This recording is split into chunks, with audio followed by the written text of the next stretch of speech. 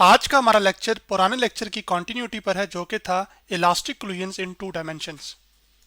Elastic collisions in two dimension से मुराद ऐसे कोलिजन्स थे जिसमें मोमेंटम और काइनेटिक एनर्जी दोनों ही कंजर्व रहे दो डायमेंशंस के अंदर। जैसे इस सिनेरियो में दो बॉल्स मूव कर रही थी, पीछे वाली बॉल आके अगली वाली से टकराती है तो आपके पास पहली बॉल इस तरफ चली जाती है जबकि जो दूसरी बॉल है वो इस तरफ चली जाती है। तो यही बॉल्स आगे भी बढ़ रही हैं और ऊपर भी जा रही हैं। तो ये जो इनकी मोशन है ये असल में टू डायमेंशन मोशन थी। फिर हमने ये जाना था कि जो पहली बॉल है उसका मैस m1 है शुरू में और उसकी जो इनिशियल वेलोसिटी जिसके साथ मूव कर रही है वो u1 है। सेकंड बॉल जिसका उसका मैस m2 है और जिसकी इनिशियल वेलोसिटी है वो u2 है। फिर जब ये बॉल्स आपस में टकराती हैं तो टकराने के बाद पहली बॉल की वेलोसिटी हो जाती है v1 और दूसरी बॉल की वेलोसिटी हो जाती है v2। और ये वेलोसिटीज किसी एक खास एंगल पर हैं एक्स एक्सिस के लिहाज से। तो जो एंगल बन रहा है एक्स एक्सिस के लिहाज से पहली बॉल का वेलोसिटी की जब हम बात करें तो वो एंगल थीटा 1 है और जो सेकंड बॉल एंगल बना रही है एक्स एक्सिस के लिहाज से वो एंगल थीटा 2 है। उसके बाद हमने फिर ये देखा था कि आपके पास इलास्टिक कोलिजन्स के लिए मोमेंटम को दोनों डायरेक्शन में कंजर्व रहना चाहिए। तो उसके लिए हमने क्या किया था कि एक्सट्रैक्शन के अंदर आपके पास जो मोमेंटम की कंजर्वेशन थी उसके लिए हमने इक्वेशन कैलकुलेट निकाली थी। आज हमने क्या करना है कि हमने जो कंजर्वेशन ऑफ मोमेंटम है इन वाई डायरेक्शन को स्टडी करना है और उसके बाद हम काइनेटिक एनर्जी को देखेंगे। तो conservation of momentum in Y direction से मुराद ये है कि आपके पास जो इनिशियल मोमेंटम है आपके पास वाई डायरेक्शन में जो इसको हम पी आई वाई कह रहे हैं वो आपके पास बराबर होना चाहिए final momentum in Y direction.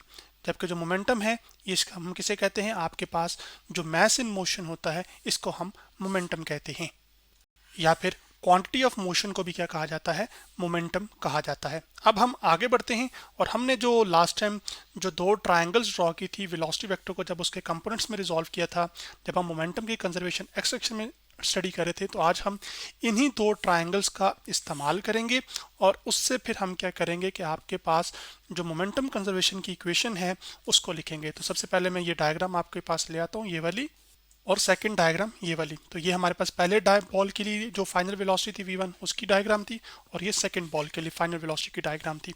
अब यहाँ पर हमने शुरू में ये मानकर चले थे कि आपके पास ये जो बॉल्स हैं दोनों शुरू में ये क्या कर रही हैं, ये सिर्फ सीधी जानिब जा रही हैं, यानी कि एक्स एक्सिस में ट्रैवल कर रही हैं, मोशन कर रही हैं। यानी कि ना ये बॉल पहली ऊपर जा रही है ना ही नीचे जा रही है। इसी तरह ना ही आपके पास ये सेकेंड बॉल ऊपर जा रही है ना ही नीचे जा रही है। तो इसका मतलब ये हुआ कि आपके पास शुरू में आपके पास दोनों बॉल्स का वाई डायरेक्शन में कोई मोमेंटम नहीं है। सो फिर इस बात को मैं यहाँ पे लिख सकता हूँ कि जो initial momentum of balls is zero in Y direction. और वो मोमेंटम क्यों जीरो है, क्योंकि जो आपके पास बॉल्स की मोशन है वो क्या है, वो आपके पास हॉरिजॉन्टल है यानी कि एक्स डायरेक्शन में है। अब तो इसका मतलब है कि फिर इस इनिशियल मोमेंटम जो है हमारे पास इसकी जगह हम क्या लिख लेंगे, आपके पास यहाँ पर जीरो आ जाएगा। तो जो फाइनल मोमेंटम है उसमें आपके पास क्या है कि फिर आपके पास बॉल, पहली जो बॉल है वो ऊपर की जाने भी जा रही थी और आगे भी बढ़ रही थी, दूसरी बॉल भी दाएं जाने भी जा रही थी और साथ नीचे भी जा रही थी। तो फाइनल मोमेंटम इसका वाई डायरेक्शन में होना चाहिए। तो पहली बॉल का जो फाइनल मोमेंटम है आपके पास वाई डायरेक्शन में वो हमारे पास होगा v1y, जिसमें आपके पास ये जो v1 है ये आपके पास इनिशियल ये फाइनल वेलोसिटी है पहली बॉल की, जिसमें ये जो v1x है ये उस वेलोसिटी का हॉरिजॉन्टल कंपोनेंट है, जबकि जो v1y है ये वर्टिकल कंपोनेंट ऑफ वेलोसिटी है। इसी बात को मैं यहाँ पे लिख भी देता हूँ कि ये v1x क्या है, हमारे पास ये हॉरिजॉन्टल कंपोनेंट ऑफ वेलोसिटी है, जिसको मैं एक तीर के निशान से वाज़ा कर देता हूँ। ये पहली बॉल के लिए। तो इसी तरह ये जो v2x होगा ये भी क्या है, horizontal component of velocity for second ball in x direction है। जबकि जो v1y है ये हमारे पास क्या है, ये वर्टिकल कंपोनेंट ऑफ वेलोसिटी यानी कि वेलोसिटी इन वाई डायरेक्शन, लेकिन ये फाइनल है हमारे पास। तो अब आपके पास यहाँ पर हम क्या करेंगे कि आपके पास जो फाइनल मोमेंटम है हमारे पास पहली बॉल का वाई डायरेक्शन में वो v1y है। और वो जो v1y है वो हम कैसे कैलकुलेट करेंगे, तो उसके लिए हम कैलकुलेशन इस तरह से करेंगे कि हम असल में जो ट्रिग्नोमेट्री है उसका इस्तेमाल करेंगे, क्योंकि ये हमारे पास एक राइट एंगल ट्रायंगल बन रही है और ये आपके पास ये फाइनल जो v1 वेलोसिटी कैसे हासिल हुई, हॉरिजॉन्टल जो कंपोनेंट ऑफ वेलोसिटी को जब आप वर्टिकल कंपोनेंट वेलोसिटी में हेड टू टेल रूल से ऐड करते हैं तो आपके पास ये टोटल वेलोसिटी वेक्टर v आ जाता है। जबकि हेड टू टेल रूल क्या कहता है कि पहले वेक्टर के हेड पर दूसरे की टेल को रखें और जो रिजल्टेंट की टेल है उसको पहले की टेल से जोड़ें और जो रिजल्टेंट का हेड है उसको दूसरे की हेड से जोड़ें। तो अब आपके पास यहाँ पर हम ट्रिग्नोमेट्री का इस्तेमाल करके, चूंकि ये एक राइट एंगल ट्रायंगल बन रही है जिसमें ये जो एंगल है ये आपके पास 90 डिग्री है, तो ये एंगल थीटा है, तो इसमें हम vertical component velocity sine theta से कैलकुलेट कर सकते हैं। तो जो साइन थीटा होता है हमारे पास एक ट्रायंगल के लिए, राइट एंगल ट्रायंगल के लिए, वो क्या होता है, वो आपके पास बराबर होता है परपेंडिकुलर ओवर हाई हाइपोटेन्यूज। तो इस ट्राइंगल में जो हमारे पास परपेंडिकुलर है वो आपके पास है v1y, जबकि जो हाइपोटेन्यूज है वो आपके पास क्या है, वो v1 है। तो ये जो v1 इधर डिवाइड हो रहा है उधर जाकर क्या हो जाएगा, मल्टीप्लाई। तो जब आपके पास ये मल्टीप्लाई होगा तो आपके पास जो फाइनल फॉर्म आ जाएगी, जो v1y है जो कि राइट हैंड साइड पे लिखा हुआ है, इसको मैं लेफ्ट हैंड साइड पे लिख सकता हूँ क्योंकि दोनों साइड से एक दूसरे के क्या है, इक्वल हैं। तो जो v1y है ये हमारे पास आ जाएगा v1 साइन थीटा के इक्वल। लेकिन चूंकि ये एंगल थीटा 1 है तो हम इसको क्या कर देंगे, फिर यहाँ पर थीटा 1 कर देंगे, जो कि मैंने यहाँ पर कर दिया। अब इसी तरह हम क्या करेंगे कि आपके पास जो सेकंड बॉल था वो आपके पास इस तरफ नीचे आ रहा था, इस तरफ, तो उसका जो वर्टिकल कंपोनेंट वेलोसिटी है वो ये होगा, जिसको हमने v2 और साथ लिखा हुआ है यहाँ पर आपके पास माइनस। तो माइनस इस वजह से ले रहे हैं क्योंकि जैसे राइट साइड की वेलोसिटी को पॉजिटिव लिया जाता है और लेफ्ट साइड की वेलोसिटी को नेगेटिव, इसी तरह जो ऊपर की तरफ की वेलोसिटी होगी उसको हम पॉजिटिव लेंगे और नीचे की तरफ की वेलोसिटी को नेगेटिव लेंगे। तो हमारे पास इस सिनेरियो में जो पहला बॉल है वाई डायरेक्शन में वो ऊपर जा रहा था, तो उसकी वेलोसिटी को हमने पॉजिटिव लिया था v1 को, y को, तो फिर जो v2y है उसको हमें नेगेटिव लेना पड़ेगा। और ये भी आपके पास हेड टू टेल रूल से ही हुआ एडिशन। तो अब हम भी यहाँ पर क्या करेंगे, दोबारा हम ट्रिग्नोमेट्री का ही इस्तेमाल करेंगे, जिसमें हम जो साइन थीटा है उसका इस्तेमाल करके क्या कर सकते हैं, ये जो v2y है इसको कैलकुलेट कर सकते हैं। तो जो हमारे पास साइन थीटा है, जो साइन थीटा 2 है वो मैं लिख रहा हूँ यहाँ पर। अब आपके पास क्योंकि साइन थीटा 2 से ले रहा हूँ क्योंकि एंगल ये बन रहा है, तो आपके पास इस ट्राइंगल में ये बेस है, ये परपेंडिकुलर है और ये हाइपोटेन्यूज। तो साइन थीटा क्या होता है आपके पास, परपेंडिकुलर और हाइपोटेन्यूज। तो जो परपेंडिकुलर है वो हमारे पास क्या है, वो माइनस v2y है, जो कि मैंने यहाँ पे लिख दिया, और साथ क्या है हाइपोटेन्यूज, जो कि क्या है v2, जो कि मैंने यहाँ पे लिख दिया। अब आपके पास यहाँ पर जो खास बात है वो ये है कि जो v2 इधर डिवाइड हो रहा है तो जाके क्या हो जाएगा, मल्टीप्लाई। तो जो माइनस v2y है आपके पास वो इक्वल टू आ जाएगा v2 साइन थीटा 2 के, जो कि मैंने यहाँ पे लिख दिया। तो अब आपके पास यहाँ पे मैं इसको लिख देता हूँ। अब आपके पास इधर से माइनस साइन को ख़त्म करने के लिए आप माइनस साइन से मल्टीप्लाई कर दीजिए दोनों तरफ, तो उससे ये होगा कि माइनस माइनस क्या हो जाएगा, प्लस। तो जो v2y है वो आपके पास इक्वल आ जाएगा, इधर एक साथ माइनस आ जाएगा, तो ये माइनस v2 साइन थीटा 2 आ जाएगा।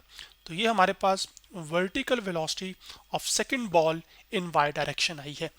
अब आपके पास जो फाइनल मोमेंटम है वाई डायरेक्शन में वो भी बॉल का क्या होना चाहिए, जीरो होना चाहिए, तभी तो आपके पास जो मोमेंटम है वाई डायरेक्शन में कंजर्व रहेगा। क्यों, क्योंकि आपके पास जो इनिशियल मोमेंटम था आपके पास उस बॉल का वाई डायरेक्शन में वो कितना था, वो आपके पास जीरो निकल कर आया था ना।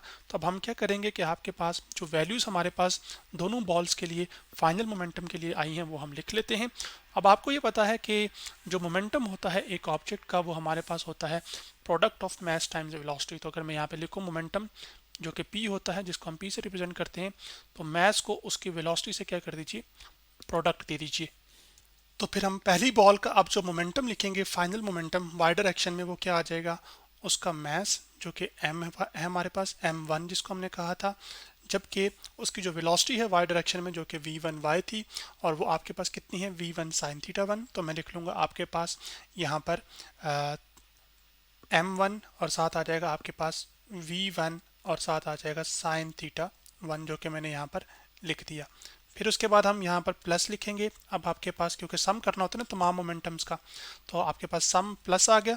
फिर सेकंड बॉल का जो मोमेंटम है वो क्या है हमारे पास, वो आ जाएगा m2, फाइनल मोमेंटम हम लिख रहे हैं m2, और आपके पास जो उसकी वेलोसिटी थी वो हमारे पास क्या थी, वो आपके पास निकल कर आई थी माइनस, और यहाँ पर माइनस और v2 और साथ आ गया था साइन थीटा 2, जो कि मैंने यहाँ पर लिख दिया।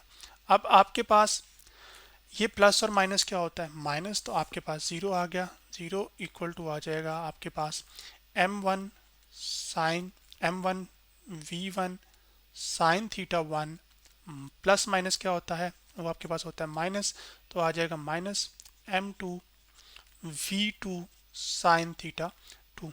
तो ये हमारे पास फाइनल इक्वेशन आ गई है मोमेंटम की कंजर्वेशन की वाई डायरेक्शन में।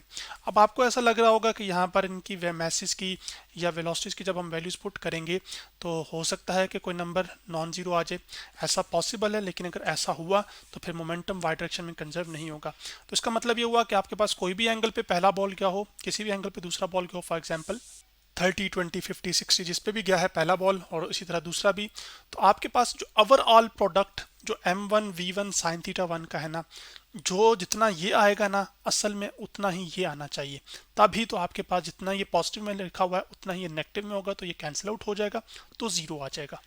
अब इसी तरह इस इक्वेशन की फॉर्म बिल्कुल ये सेम ही रहेगी अगर अब आपके जहन में सवाल ये आ जाए कि ऐसा हो जाए, फॉर एग्जांपल मैं समझाना चाह रहा हूँ सिर्फ, वो ये कि ये जो पहला बॉल है ये ऊपर जाने की बजाय नीचे चला जाए, और जो दूसरा बॉल है वो नीचे जाने की बजाय किस तरफ चला जाए, ये ऊपर चला जाए, तो ऐसा भी पॉसिबल है।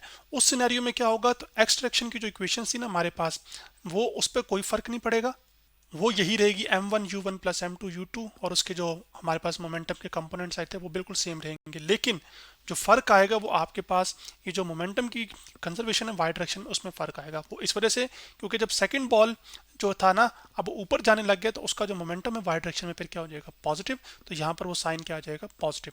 जबकि जो पहला बॉल जो कि पहले ऊपर जा रहा था उसका मोमेंटम हमने पॉजिटिव दिया था ना, तो अब वो चूंकि क्या हो रहा है वो नीचे आ रहा है, तो उस वजह से उसका मोमेंटम है यहाँ पे फिर हमें क्या आना चाहिए, एक नेगेटिव साइन, तो यहाँ पे एक नेगेटिव आ जाएगा जबकि यहाँ पर पॉजिटिव, बाकी सारी इक्वेशन ये सेम रहेगी। अब एक और सवाल जो जहन में आता है वो ये है कि हमारे पास मोमेंटम को दोनों ही डायरेक्शन में कंजर्व रहना क्यों ज़रूरी है। वो इस वजह से क्योंकि जो मोमेंटम है वो एक वेक्टर क्वांटिटी है, जबकि जो हमारे पास काइनेटिक एनर्जी है वो एक स्केलर क्वांटिटी है। तो जो स्केलर क्वांटिटीज होती हैं उनकी कोई डायरेक्शन नहीं होती, तो फिर इसके लिए जो काइनेटिक एनर्जी की जो कंजर्वेशन की इक्वेशन होगी वो आपके पास सिर्फ एक ही होगी, लेकिन मोमेंटम चूंकि वेक्टर क्वांटिटी है तो हर एक अलग डायरेक्शन में मोमेंटम को कंजर्व होना चाहिए, यानी जितना शुरू में हो उतना ही बाद में हो। तो वेक्टर क्वांटिटीज को जब आप डील कर रहे होंगे तो उसमें डायरेक्शंस का ध्यान रखना है। अब हम आगे बढ़ते हैं और बात करते हैं, अब आपके पास ये तो हमने मोमेंटम की कंजर्वेशन देख ली वाई डायरेक्शन में, अब हम बात करते हैं कि जो काइनेटिक एनर्जी है इलास्टिक कोलिजन्स के अंदर उसकी जो कंजर्वेशन है उसको देखते हैं।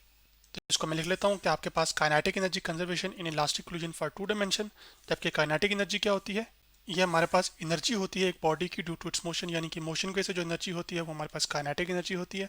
और काइनेटिक एनर्जी को हम लिखते हैं आपके पास के डॉट ई, जो कि आपके पास इक्वल होता है 1/2 उस ऑब्जेक्ट का मास जो कि m है और उसकी वेलोसिटी का स्क्वायर जो कि v है यहाँ पर।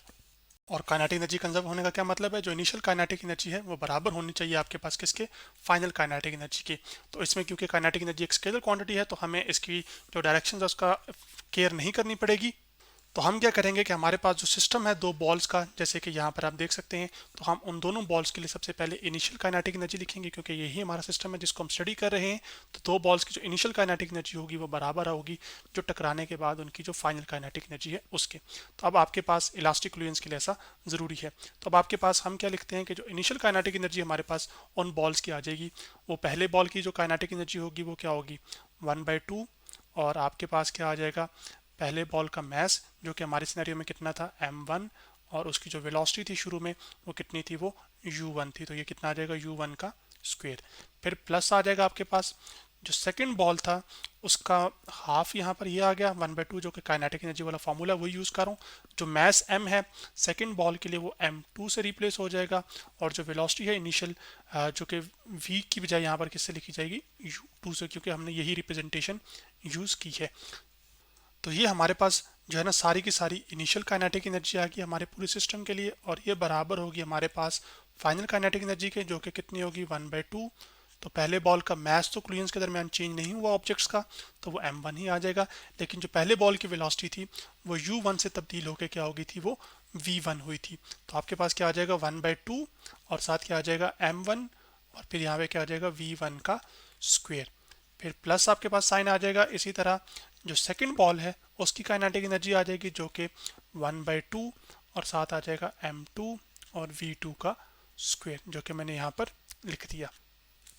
तो ये हमारे पास पूरा जो एक्सप्रेशन है ये आपके पास यहाँ से लेकर यहाँ तक ये फाइनल काइनेटिक एनर्जी के लिए है सब कुछ, और उसके बाद आपके पास ये सारे का सारा उस सिस्टम की आपके पास इनिशियल काइनेटिक एनर्जी है, और ये इनिशियल वाली बराबर होगी आपके पास फाइनल के। तो अब आप इस इक्वेशन का और उसके बाद जो मोमेंटम कंजर्वेशन की इक्वेशन है हमारे पास वाई डायरेक्शन में उसका, और आपके पास जो मोमेंटम कंजर्वेशन की इक्वेशन थी एक्स डायरेक्शन में, इसका इस्तेमाल करके क्या कर सकते हैं कि आप जब ये दो ऑब्जेक्ट्स टकराए यानी कि दो बॉल्स टकराई, तो टकराने के बाद इसकी जो वेलोसिटी है जो कि v1 और v2 हुई थी, वो वेलोसिटीज आप इन जो तीन इक्वेशंस मैंने आपको बताई उनका इस्तेमाल करके क्या कर सकते हैं, मालूम कर सकते हैं।